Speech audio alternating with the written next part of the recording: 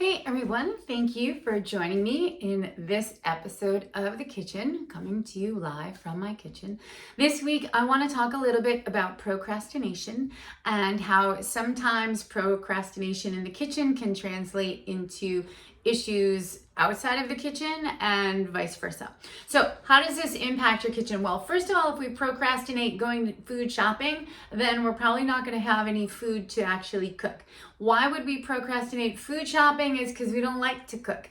And why do we not like to cook? And probably because we didn't do it a lot and we don't know what to cook and there's all kinds of pressures and stress. And so if we don't like doing it and there's all that, we're going to do it, right? We're going to push it right off. And that's going to be procrastination, a problem we don't have to deal with. What we might have to then deal with is we have to eat food. So how do we get food if we do not bring food into the home and cook it or source some quality foods? We typically have to go out for takeout food or restaurant. Sometimes it could be quick grab and goes or fast food options or just even meals out. So fun fact, when we do go out to restaurants in general, we typically take in research quotes about 30% more calories than we normally would if we cooked the food in our own kitchen.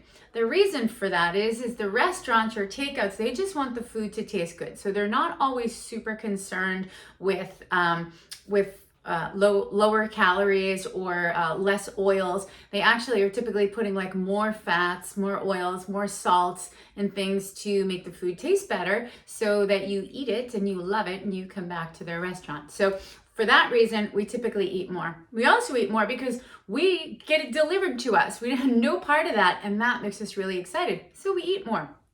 Okay, and then because of all those additional fats and salts and things that are in that food that lights up our taste buds and the dopamine release and all of that, we eat a little bit more. So on average, about 30% more overall intake when we eat our food from outside of the house. So bear that in mind. Just a simple act of procrastination, your food shopping, which we have completely sourced here, is that like it's because we don't want to cook.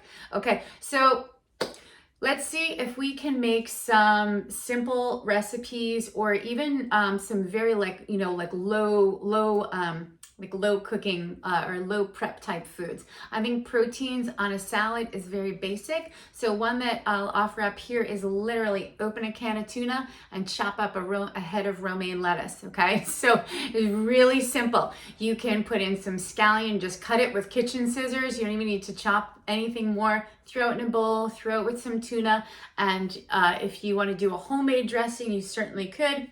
I use a 2-to-1 ratio of my olive oil to vinegar to make my dressing. I put it in a mason jar, shake it, a little bit of Greek seasoning or Italian seasoning, whichever you prefer, and then just use a tablespoon or so into that mix. So very low prep, very easy, and you get some greens. Now, granted, you're not getting tons of vitamins and minerals out of that romaine lettuce, but it's definitely better than like chicken parm hero that you're getting for takeout.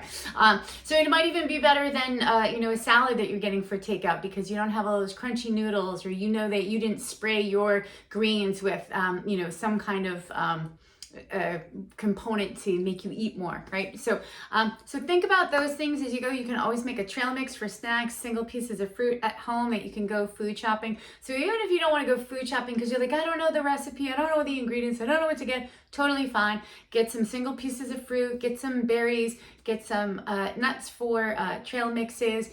Protein, very basic. Get some greens. They even come pre-washed. If you want to have like a zero chop, you can get some greens in there and mix them in a bowl. And that is, and those are some really super easy light meals for you guys to start out with. And once you have those under your belt, we can progress a little bit more. But then we won't need to procrastinate. We might actually be excited to say like, hey, wow, I'm really gonna do this, right? So enjoy your no procrastination tip of the week, and thank you so much for tuning in to this episode of The Kitchen.